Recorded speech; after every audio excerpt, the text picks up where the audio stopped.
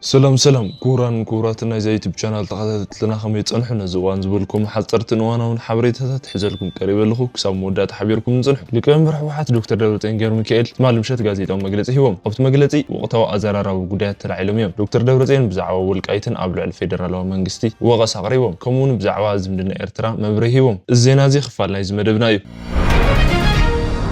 كوجن إثيوبيان إسرائيل أو كبيت تغطي زعتوت جبتي سراويت يدلوي خبل فليتا سراويت إسرائيل نبتا جرويت جبت زخانة غازا بمولو إجرانيا سراويت كأتيو جبتي تحرجنا عيون نابلتنا إسرائيل دقاقي ما تنقطقوا السمع رخبتن زون أمنا لهم مدبنا تخاطي تلو كوجن إثيوبيون قدب داسي دحري حد ورح يخمر الرأي موالون بوليتيكا جبتي أصلا بيدو أمونجو جبتي سراويت يدلوي خبل ملخت المحلالي فعلا مدبنا بزي زرزر حبريت هلو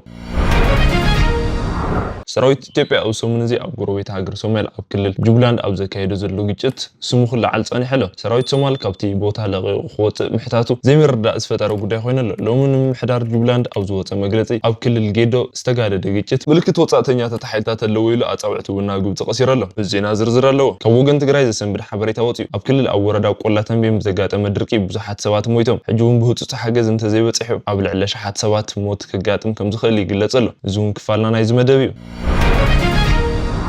أول علت جراي كوان لعل زخف يزجبر زلو قبلوا لك أنبر وحات الدكتور دبرتين غيرهم كيل تزاريهم لما يستبل تجنات أرى سلام كلوز جالس وقاتوا لك أنبر بتني أبي أحمد من حدار سفت أما جنا بوجن إرتراس تجبر قبلوز جالس وقدايونا العلم اللون أم عرب تجراي أستت حدا ميت شح زخون سبات كلكم قلوهم كل وصيهم لك أنبر وحات الدكتور دبرتين غيرهم كيل أمنا لهم مجلسهم زعوارك لما يستبل تجنا مسودهم حوحات بس إرتران كالوت جراو تهجرات هزوتاتن زعوات حيل خدعات زبلوهم قدايات توم أو عفار زلو عتقاتن حيلتاتن العلم اللو بزعا فتات ما سمع سلام بريتوريان منغستي ابي احمد صار سلام كله زغلصو دكتور دبرزين بزعوات اب قربان استخايد منقساس شمغلنا خبرهرو خلو نحنا سلام حلينا خنغعز ندلي بز مخنياتي تسمع بريتوريا بمولነት ተግባራዊ ይኹን እንብል ዘለና እቲ ሽምግልና ንፕሪቶሪያ ክትከ ይኽእልኒ ኢልና ዮም ክብለ ልዕሎም ነቲ ስምዕ ዘፍርሱ ምንቅሳሳት ካብ ከባ ዝኸፍኡ ተግባራትን እዮም ክብሉ ንሕና ስምዕ ፕሪቶሪያ ተግባራዊ ይኹን ክንብል ከለና ንሳቶም ግና ቁጠባና ምሕናቅን እዮም ዝቆጸሉ ኣብ ልዕሊ ጸገም ምፍጣር ሸቐጥ ምኽላእን مخاين مخلانيو حدا مسمر طرا ايو تخفيتو حز دما كابتي خوابن لعل زخف ايو زغبر زلو امباسادر دياسبورا ناتبهال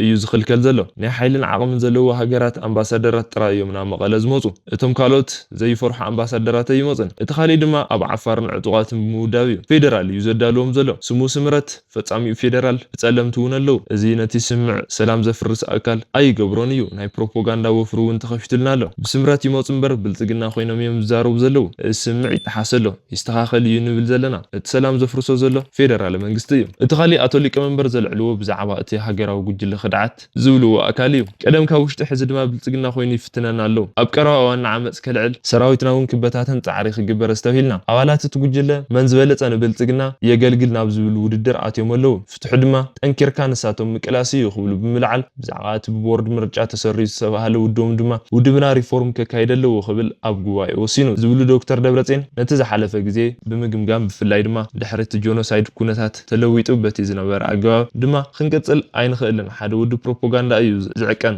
انت خوين غنا نت زنبرنا بروباغاندا حزنا خنقصل اين خيلنا نمرمرمو كدربه زلو خندبرينا إلنا ناي بعلو زاكل بيت صحفت تطايشون مصنعت خكايه صنحيو اذا حز تزازيمون زرزر قربيو زولنا طتا تقريبهم مزحتهم مرحتنا حدش ولديو انت خوين غنا بعد مطراي زي كونس بقى تحسسوا قدمي تكسغوم زخيل كون له ويلنا كساب حجي وشطاوي وداو قالسو قرب ترير نيرو قدم حجي اقالبونا ابت حيلي كدعت سلازنا برايو كاب حزن دحرغنا نوشتناينا تغجلون نابل صغنا تصمبيرو زبل مبري خو يوم تسمعهم كرون مزاربي زنورو زوباتات دو تግራይ دو مراقن تግራይ استاسسر دما اتم تعراي كم زغبر كلعل تسمعهم ناي دو كوابتات ناي سلام زوباتات بموال مسقرو بتخلل هزتاتن هاجرن يسرح كم زله يبلوم بفلاينتي عبدو بإرترا زلون على العلم مس إرترا بزملكت تاساسيرنا مالت نحنا سلامنا ندلي تبل نجر تدغغام تغليصايا إرترا بزملكت مس كل سلام ندليلنا فليطنا بوغن إرتراون سلام كدليو بعل فليطومنا ناتنا قالبونا بقچت كيمرح دواتناون ناي سلام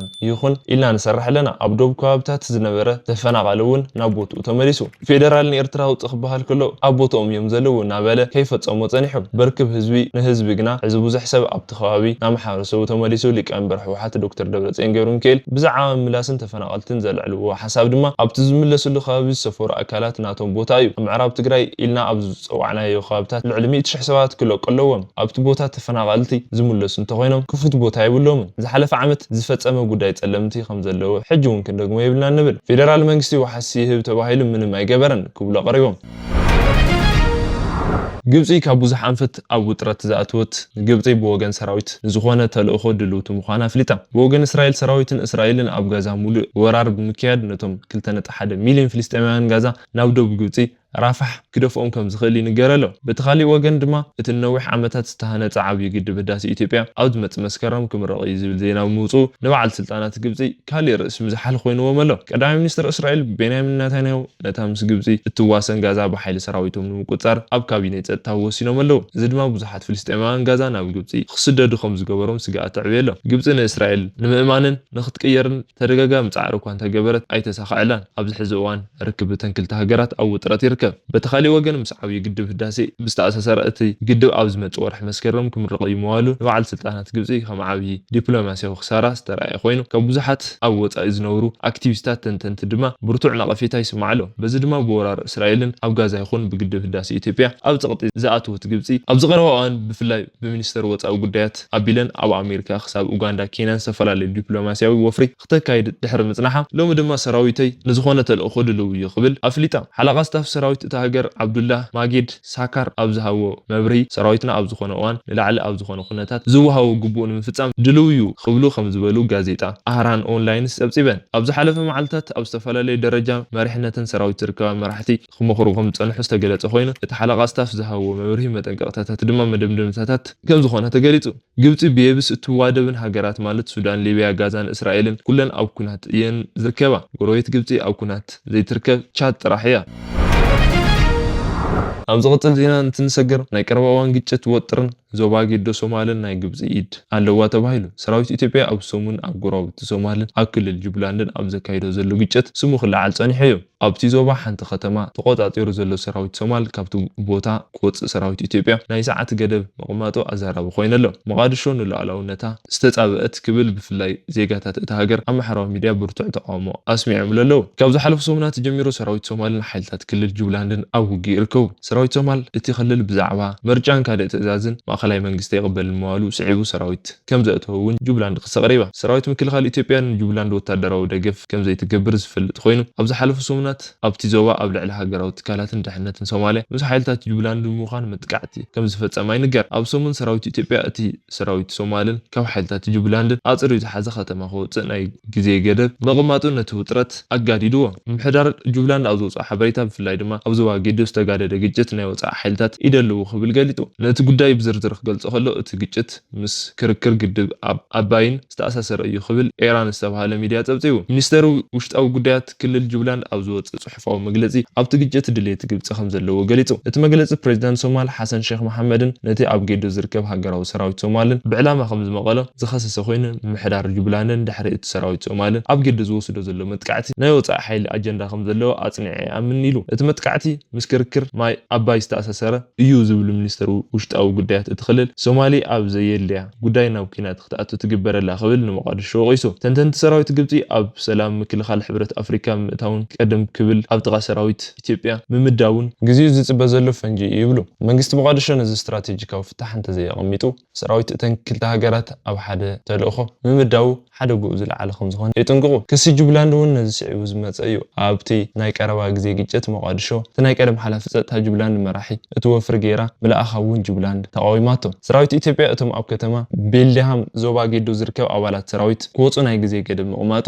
ስዒቡ እቲ ውጥረት ተጋዲዱ ምሕዳር ጁብላንድ ኣብ መግለፂኡ ንኣህጉራዊ ማሕበረሰብ ፀዊዑ ኮይኑ እቲ ፌደራል መንግስቲ ኣብ ምግፋሕ ግጭት ንቁጠባዊ ፀቕጢ ክግበረሉ ፀዊዑ እቲ ሓድሽ ኣብ ሶማልያ ዝምደብ ሰራዊት ሰላም ምክልኻል ኣፍሪካ ብድምር 11,900 ወታደራት ክህልዎ ዝተሓሰበ ኮይኑ ካብዚ ውሽጢ እቲ ኣብ ተልእኾ ሰላም ሶማሊ ተሳትፎኦም ዘይነበራ ግብፂ 5,000 ወታደራት ከም እተዋፅእ ዝንገር ኮይኑ ካይሮ ኣብ ሰላም ምክልኻል ሰራዊት ወፃኢ ምስ መቃዲሾ ዝፈረሞቶ ናይ ሓባር ምክልኻል ስምምዕነት ስዒቡ ተወሳኺ ሰራዊት ክተዋፍር ትፅቢት ይግበር እንተኾነ ግና ክሳብ ሕጂ ኣባላት ሰላም ምክልኻል ሰራዊት ግብፂ ናብ ሶማልያ ከም ዘይኣቱ ይንገር ሰራዊት ግብፂ ናብ ሶማልያ ክኣቱ ምስተነገረ ኢትዮጵያ ብደቡብ ብዙሓት ሰራዊት ናብ ሶማል ከም ዘእተወትን ኣብ ዞባ ጌዶ ዝርከብ መዕረፎ ነፈርቲ ቀዲማ ከም ዝተቆፃፀረትን ይንገር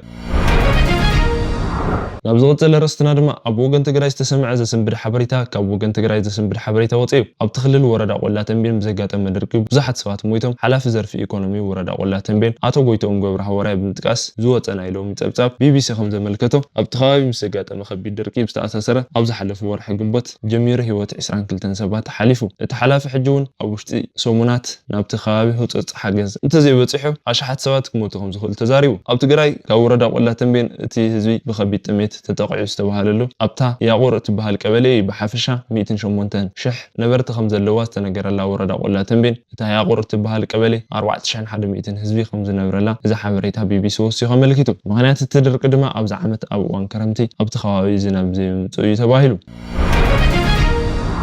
ኣሜሪካ ፕሬዚዳንት ቬንዙዌላ ኒኮላስ ማዱሮ ተታሒዙ ኣብ ትሕቲ ቁፅር ንኽውዕል ዘኽእል ሓበሬታ ዝቐረቡ ሰባት እትህቦ ወሮታ ብዕፅፊ ብምዕባይ $50 ሚልዮን ኣብፂሓቶ ዋሽንግተን ነቲ ፕሬዚዳንት ኣብ ዓለም ዝዓበየ ኣሰጋጋሪ ሓሽሽ ክብል እውን ከሲሳቶ ፕሬዚዳንት ኣሜሪካ ዶናልድ ትራምፕ ኣብ ዝሓለፉ ጥሪ መረፃ ብምትላል ናብ ስልጣን ተመሊሶም ዝብል ክሲ ዘቐረበሎም ማዱሮ ነዊሕ ግዜ ዝነቐፍዎ እዮም ውፅኢት እቲ ምርጫ ብሃገራዊ ማሕበረሰብ ብሰፊሕ ተቐባልነት ይረኸበን ጠቕላላ ዓቃቢ ሕጊ ኣሜሪካ ፓምፓኒ ዋሽንግተን እቲ ቅድሚ ሕጂ ዘውፅኦ ናይ $23 ሚልዮን ወሮታ ብዕፅፊ ከም ዘዕበየቶ ብምፍላጥ ማዱሮ ኣብ ተልእኾታት ምጉሕጓሕ ሓሽሽ ብቐጥታ ተሳትፎ ኣለዎ ኢሉ ሚኒስተር ወፃኢ ጉዳያት ቬንዙዌላ ኤቫንጌል እቲ ሓድሽ ወሮታ ኣዛኒ ዝብልዎ ኮይኖም ነቲ ስጉምቲ ፖለቲካዊ ፕሮፓጋንዳ ክብሉ ስምሂቦምዎ ኣብ ቀዳማይ ዘበን ስልጣን ትራምፕ መንግስቲ ኣብ ኣሜሪካ ኣብ ልዕሊ ማዱሮን ላዕሎት በዓል ስልጣናት ቬንዙዌላ ብሽበራ ሓሽሽ ብልሽውናን ምጉሕጓሕ ሓሽሽን ክሲ መስሪቱ ነይሩ ኣብቲ እዋን ሚኒስተር ፍትሒ ኣሜሪካ ፕሬዚዳንት ማዱሮ ምስ ዓመፀኛ ጉጅለ ኮሎምቢያ ፋርክ ብምስራሕ ንኣሜሪካ ንምጥልቕላቕ ንኮኬይን ከም መሳርሒ ተጠቒሙ ዝብል ክሲ ኣቕሪቡ ማዱሮ ቅድሚ ሕጂ ብቐጥታ ምስ ምጉሕጓሕ ሓሽሽ ብዝተኣሳሰረ ካብ ኣሜሪካ ዝቐረበሉ ክሲ ነፂግዎ እዩ መራሒ ሕብር ሶሻሊስት ፓርቲ ዝኾኑ ማዱሮ ስልጣኖም ብ2013 ካብ ሂጎ ቫዤዝ ዝተረኸበ ኮይኖም ንተቃውሞታት ጉጅለታት ብምጭፍላቕ ብምስጓጉን ህውከት ብምፍጣርን ደጊሞም ክሲ ይቐርበሎም እዩ ቅድሚ ኣዋርሕ ንውፅኢት ምርጫ ስዒቡ ዝተለዓለ ተቃውሞ ኣሕሊፉ ሕጂ እውን ኣብ ስልጣኖም ይርከቡ ኣብ ዝሓለፈ ሰነ ግና ናይ ቀደም ሓላፊ ወታደራት ድሕነት ቬንዙዌላ ኣብ ማድሪድ ኣብ ትሕቲ ቁፅር ድሕሪ ምውዓሉ ኣብ ኣሜሪካ ብዙሓት ናይ ምጉሕጓሕ ሓሽሽ ክሰት ጥፋተኛ ተባሂሎም ብሪጣንያ ሕብረት ኣውሮፓውን እቲ ፕሬዚዳንት ቅድሚ ኣዋርሕ ናብ ስልጣን ምምላሶም ስዒቡ ኣብ ልዕሊ መንግስቶም ማዕቐብ ከም ፃዕና እዮም